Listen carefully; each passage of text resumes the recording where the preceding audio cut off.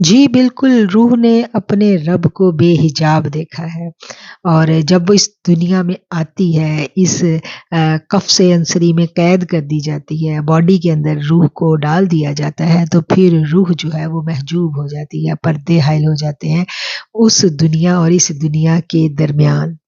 फिर सब कुछ धुँधला जाता है और कुछ अरवाह जो बड़ी लतीफ़ होती है ना, तो उनको वो जो धुंधलाहट है, वो कभी-कभी छँटती है और कभी-कभी आलमे बाला की चीज़ें उन्हें फ़ील होने लगती हैं। वाज़ह नज़र तो नहीं आती, बट फ़ील होती हैं। हम में से बहुत सारे लोग हैं ना, जो कहते हैं, हमें कभी-कभी ऐसा लगता है, कुछ चेहरों को हम देखते हैं, तो शनासा से लगते हैं।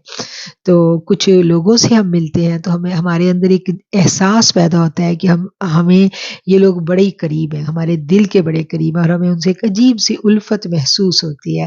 वो यही वजह होती है कि आलम बाला में वो अरवाह हमारी संगत में रही थी।